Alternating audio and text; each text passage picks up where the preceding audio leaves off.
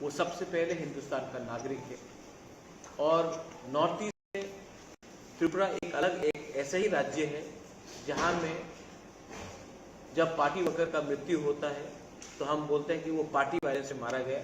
वो एक्चुअली अगर जिसने भी हमारा दिल्ली चलो दिल्ली भरो अभियान आज हमारे warriors from TWF, YTF and Tipra Motha have left for Delhi और हम लोग 5 और 6 तारीख को अपना जो डिमांड है फॉर ग्रेटर त्रिपुरा वो दिल्ली में जंतर मंतर में सबके सामने रखेंगे। I am very thankful to the members of the warriors of the Tipra Motha, especially the TWF, Tipra Motha and YTF, जिसने बहुत भारी नंबर में अपने वॉलंटियर्स को दिया है और हर कॉन्स्टिट्यूंसी से हमारे मेंबर्स लोग दिल्ली जा रहे हैं and we will be putting a demand in writing to the home ministry of government of India for a demand for greater Tripura. Second point है कि हमारा 2-3 इश्यूज है। हमें खबर मिला था कि चरेलम एक व्यक्ति का मौत हुआ है। वी आर वेरी सैड कि कहीं में भी त्रिपुरावासी का अगर मर्डर होता है या उनका मृत्यु होता है, हमें मालूम नहीं है कि वो क्या पार्टी से है, लेकिन मेरे लिए व्यक्तिगत और हमारे तिपरा मोथा के व्यू से वो पार्टी वर्कर बाद में है। पहले एक किसी का पिताजी, किसी का हस्बैंड, किसी का फादर और वो हिंदुस्तान। तो अगर पॉलिटिकल वायलेंस में किसी का भी मृत्यु होता है तो उससे हर पॉलिटिकल व्यक्ति को, हर पॉलिटिकल पार्टी को इसका खंडन करना चाहिए और जिसने भी ये मर्डर किया है उनके खिलाफ पुलिस को सख्त से सख्त कार्रवाई करनी चाहिए। फिर मैं ये बात बोलना चाहता हूँ, ये बहुत शर्म का कि हम जस्टिफाई कर सकते हैं किसी का मर्डर को कि वो कोई पार्टी का वर्कर है। वो सबसे पहले हिंदुस्तान का नागरिक है। और नॉर्थ ईस्ट में त्रिपुरा एक ऐसा ही राज्य है जहाँ में जब पार्टी वर्कर का मृत्यु होता है तो हम बोलते हैं कि वो पार्टी वायलेंस से मारा गया। वो एक्चुअली अगर जिसने भी इसको उसके ऊपर हमला किया, इसको मारा, police should be arresting them, police should be taking free and fair inquiry. ये मेरा सेकेंड पॉइंट था and we demand that action be taken. अगले 2-3 महीने में आने वाला है और अगर आज पुलिस ने गुंडे लोगों को अरेस्ट नहीं किया तो ये आने वाले 2 महीने में सिचुएशन और खराब होगा और इससे स्टेट का छवि खराब होगा।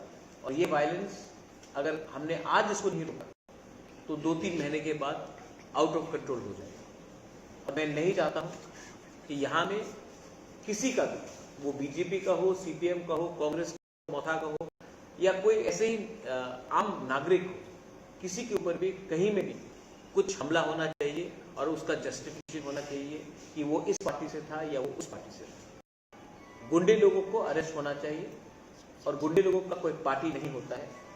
गुंडे लोगों को आप अरेस्ट कीजिए, ये हमारा क्लियर डिमांड है। लास्ट पॉइंट है, आपने देखा है कि there has been many issues regarding Kokborok announcement in the Agartala airport. 1 महीने पहले मैं सिविल एविएशन मिनिस्टर से, जिनको मैं अच्छे तरीके से पहचानता भी हूँ, जानता भी हूँ, ज्योतिरादित्य सिंधिया, मैं उनसे मिला था और मैंने उनको राइटिंग में एक डिमांड दिया था कि महाराजा वीर विक्रम एयरपोर्ट में कॉकबोरोक में अनाउंसमेंट किया जाए। कॉकबोरोक हमारा स्टेट रिकग्नाइज्ड लैंग्वेज है और हमने ये कहा था कि ये अनाउंसमेंट बंगाली में हो रहा है, हिंदी में हो रहा है, इंग्लिश में हो रहा है, उसको रहना चाहिए और साथ बाई साथ उसको कॉकबोरोक में भी करना चाहिए। दुख का बात है कि उनकी चिट्ठी में लिखा गया है कि हम कॉकबोरोक को कंसिडर नहीं करेंगे। मुझे दुख लगता है कि एक ऐसा लैंग्वेज जो इस भूमि का है उसको हम लोग सम्मान नहीं दे रहे। मैं अपील करता हूं to the government of India कि हमारे इंडिजिनस त्रिपुरासा के सेंटिमेंट के साथ प्लीज खिलवाड़ मत कीजिए। हम चाहते हैं कि बांग्ला रहे, हम चाहते हैं इंग्लिश हिंदी रहे, और हम चाहते हैं कि कॉकबॉरॉक भी इंट्रोड्यूस हो जैसे रेलवे स्टेशन में हो रहा है। आप हर चीज को बंगाली और कॉकबॉरॉक में लाकर क्यों टेंशन लाना चाहते हैं? क्योंकि मुझे नहीं लगता कि किसी बंगाली ने भी अपोज किया है कि महाराजा वीर विक्रम एयरपोर्ट में कॉकबॉरॉक में अनाउंसमेंट होना चाहिए कि नहीं। गवर्नमेंट ऑफ इंडिया का ये पॉलिसी जिसमें हमको रूल किया जाता है वो अनएक्सेप्टेबल है, और मैं चाहता हूं कि आज से 6 साल पहले जब जितेंद्र चौधरी ने, जो उस समय एमपी थे, उन्होंने चिट्ठी लिखा था, तो उसी समय सिविल एविएशन मिनिस्टर जो एनडीए गवर्नमेंट के ही सिविल एविएशन मिनिस्टर थे, उन्होंने कहा था कि हम कॉकबॉरॉक में अनाउंसमेंट करेंगे। तो 6 साल में क्या बदल गया है कि आज आपको कॉकबॉरॉक का अनाउंसमेंट महाराजा वीर विक्रम एयरपोर्ट में नहीं दिया जा रहा है। यही बात सीबीएसई एग्जाम्स का भी है। सीबीएसई का जो परीक्षा होगा, हम वेलकम करते हैं कि कॉकबॉरॉक को सीबीएसई में आप दर्जा दे रहे हैं, लेकिन परीक्षा आप बांग्ला लैंग्वेज में कर रहे हैं। अगर बांग्ला लैंग्वेज में सीबीएसई का एग्जाम्स हुआ तो 99% हमारे स्टूडेंट को मुश्किल होगा एग्जाम्स पास करने के लिए। आप क्यों हमें इंग्लिश में एग्जाम्स देने का अवसर नहीं दे रहे? आज दूसरे जो लैंग्वेजेस हैं नॉर्थ ईस्ट में, जो एक लैंग्वेज कमीशन में नहीं है, उनको भी आप मौका दे रहे हैं अपने लोकल लैंग्वेजेस में या उनकी चॉइस ऑफ लैंग्वेज में देने के लिए। तो हमारे स्टूडेंट्स को जो कॉकबॉरॉक में एग्जाम दे रहे हैं, उसको आप क्यों फोर्स कर रहे हैं कि हमारे चॉइस में नहीं देकर किसी और चॉइस में दिया जाए? स्टेट गवर्नमेंट को मैं फिर से बोलना चाहता हूं कि आप हर चीज को ऑपोजिशन के तरीके से मत देखिए। ये हमारा जो सजेशन है कंस्ट्रक्टिव है। अगर आप ऑपोजिशन का बात सुनेंगे, कभी कभी कंस्ट्रक्टिव क्रिटिसिज्म सुनेंगे, तो इससे किसी का नुकसान नहीं होता, देश का भला होता है, राज्य का भला होता है। अगर आपको कोई सवाल है इसके बाद, I'm more than happy to answer. If anyone wants to say anything also apart from that, please feel free. But if you all have any questions, I'm more than happy to answer regarding the Delhi Abhiyan, regarding the violence which took place in Charilam, or regarding Kogborok in the airport and in CBSE course. Maharashtra, how many warriors left for Delhi? Over 1,400 warriors are left. And you think that political violence, have engaged in a couple of countries? Murder, if someone dies, how can you justify a death of an individual? मैंने statement सुना है कि वो CPM का worker था या वो BJP का वर्कर को पीटा गया। सबसे पहले वो सीपीएम वर्कर नहीं, सबसे पहले वो बीजेपी वर्कर या मोथा वर्कर नहीं, कांग्रेस वर्कर नहीं, सबसे पहले वो हिंदुस्तान का एक नागरिक है। अब अगर हिंदुस्तान के नागरिक को आप पार्टी के रंग से देखेंगे और हिंदुस्तान के नागरिक के आधार से नहीं देखेंगे, देन देश में कुछ तो प्रॉब्लम है, स्टेट में कुछ तो प्रॉब्लम है। आज पूरे नॉर्थ ईस्ट में सिर्फ त्रिपुरा का ही नाम क्यों आता है जो वायलेंस होता है? अरे एक पार्टी अपना प्रोग्राम कर रहा है, दूसरा पार्टी उसका प्रोग्राम कर रहा है, करने दीजिए। और मुझे नहीं लगता है कि अगर पुलिस को फ्री हैंड दिया जाए तो ये सब अरेस्ट हो जाएंगे गुंडे लोग, क्योंकि ये जो गुंडे लोग सीपीएम के टाइम भी थे, कांग्रेस के टाइम भी थे, आज बीजेपी के टाइम भी है, ये गुंडे लोग हैं। और गुंडा लोगों को अगर हम आज पॉलिटिकल प्रोटेक्शन देंगे, बाद में जब हम लोग पावर में नहीं रहेंगे तो यही गुंडे लोग हमें कोई अटैक करेंगे। ये these people are threat to society. और मुझे जहां तक खबर है, पुलिस अच्छे लोग हैं, पुलिस में वो लोग अरेस्ट करने के लिए तैयार है, लेकिन जब भी अरेस्ट होता है, ड्रग्स का मामला हो या पॉलिटिकल वायलेंस का मामला हो, तो मंत्री का फोन आ जाता है, नेता का फोन आ जाता है कि ये हमारे लोग हैं, इनको छोड़ दो। जब तक ये फ्री हैंड नहीं दिया जाएगा, ये वायलेंस रहेगा। I think people have to be arrested. Example has to be said. Whoever, if today we do not arrest perpetrators of this violence, in the next 2 months, violence will increase, and common people, the common citizens of Tripura will suffer. The Chief Minister said police have been legally. Do you think that there have been some changes in the last 3 months in the police activity? I think the Chief Minister has been, to be very honest, I am not a person who will criticize for the sake of criticism. The Chief Minister seems like an honest man, he seems like a decent man. But I think the Chief Minister also has to understand that the police have never been given a free hand in Tripura, whether it was under Manik Sarkar or whether under Biplab Dev or today under Manik Shah ji. I think because there is enough, I don't think police has been given free hand in India. So there is no special case in Tripura, but I just think that the police today are scared in arresting smugglers, drug smugglers. Police are afraid in arresting the helmet gang squad, and because we gave these people such khula, freedom, today these people are doing whatever they want to do, and the politicians also are finding it difficult to control them. The police have to be given complete free hand to arrest, and if this happens, the violence will come down. Mark my words, this situation, if it is not controlled now, will spiral into a bigger problem, and we don't want that.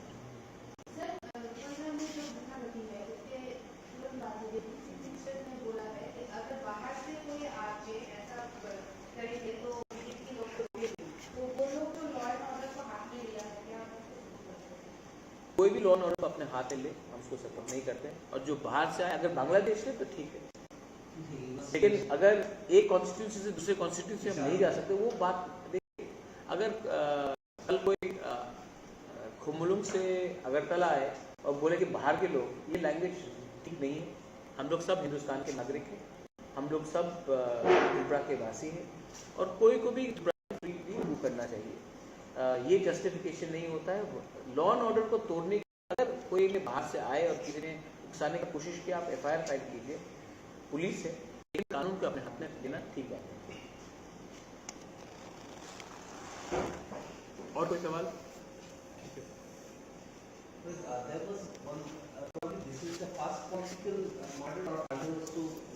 See, I'll tell you, I have always been against any violence, whether it was the murder of a journalist during the CPM rule, when IPFT was having an andolan, when a media was killed. In 2011, when 2 indigenous tribal boys were killed. Whether it was in 2019, under Citizenship Amendment Act, when 4 people were shot, people were beaten out of thing. जब विश्वजीत देबर्मा को मारा गया in North Tripura, हाँ, कुमार देबर्मा, तो मंत्रीलाल काइपेंग, हिंदूलाल चाकमा, many people across communities, Bengalis हो, कोई भी, I think अपना Durga रांगफल police was run down by drug smugglers. So I think it's and nobody is getting arrested. You see, that's the problem. We all know that people are being murdered or people are dying. Why isn't there anyone going to jail first? What is the problem? That is where, if a policeman is killed and the people who have murdered a police sub-inspector and Durga Rampal, even those people have not gone to jail, then it says that something is wrong in the system. System में कुछ ना कुछ तो problem है. कि वो police को मारे और वो जेल नहीं जाए, तो कुछ ना कुछ तो problem है. I would also like to bring one thing to your attention regarding airport का बात, regarding public announcement. I don't understand why Jyotiradiत्य Scindia says that. मैंने तो नहीं कहा कि बंगाली हटाओ और कॉकरोच को आप उसमें इम्पोर्टेंस दो। मैंने कहा along with Bangla, along with Hindi, English, आप कॉकरोच को, आपको या फिर मेरा चिट्ठी आपको समझ में नहीं आया, या फिर आपने एप्लीकेशन माइंड नहीं किया, या आपने पढ़ा भी नहीं, आपने किसी को बोल दिया चिट्ठी को, तो इट इज हमारे सेंटिमेंट को खराब करता है, हमको दुख लगता है। और अगर आज मैंने इशू को रेज किया है तो सब लोग, 2-3 लोग ने कहा है कि क्यों अभी रेज कर रहे हैं, 25 साल तक कहा था। रामपद जमातिया ने भी खुद ये चिट्ठी लिखी, जितेंद्र चौधरी भी ये बात बोल रहे हैं। स्टेट लैंग्वेज है भाई, हमारे स्टेट लैंग्वेज को आप अगर इम्पोर्टेंस देंगे, जब कोई बाहर का व्यक्ति त्रिपुरा में आता है तो कॉकबोरक में अनाउंसमेंट करने से हमको भी अच्छा लगता है। आप कल गुवाहाटी जाओगे तो आसामी में अनाउंसमेंट होगा, महाराष्ट्र में मराठी में होता है, तमिलनाडु में जाओ तो तमिल में होता है, तो मिजोरम में जाओ तो मिजो में होता है। तो फिर त्रिपुरा में अगर हमारे एयरपोर्ट में जैसे रेलवे स्टेशन में अगर अनाउंसमेंट किया गया तो किसको क्या आपत्ति हो सकता है? इतना तो सेंटिमेंट हमारे पास सोच लीजिए, या फिर आपका सेंटिमेंट तभी आता है जब आपको वोट चाहिए। ये एक सम्मान का बारे में भी बात होता है। तो I think media should also try to put this question across that disrespecting anyone, we're just wanting respect for us, and that should be adhered to. What is the, that's why, what is the solution to the screen? Particularly, it's very important because it's long that the same thing is happening. You give it, Commissions also. no, let there be choice, na? Exactly. Let there be choice. We wanting Roman script. Then somebody in BJP says Sanskrit, Hindi, Devanagari. तो आप वो भी option रख दो ना, English के साथ रख दो। लेकिन आपने कैसे बोला कि बांग्ला में होगा? जब 99.99% लोगों ने कहा कि हमें एक ऑप्शन दे दीजिए, आप ऑप्शन दीजिए ना, आप ऑप्शन क्यों नहीं देते? अच्छा, मुझे तो नहीं लगता कि आज तक किसी बंगाली ने कहा कि ट्राइबल को इसी लैंग्वेज में लिखना चाहिए। ये तो आप डिवाइड कर रहे हैं, पॉलिटिशियन डिवाइड करा रहा है। आम नागरिक को फर्क नहीं पड़ता कि एक तीसरा सा जब सीबीएसई स्टूडेंट कौन सी भाषा में एग्जाम देगा, वो उनके ऊपर चॉइस रहना चाहिए। हम क्यों उनको हमेशा इम्पोज कर रहे हैं? This is not right.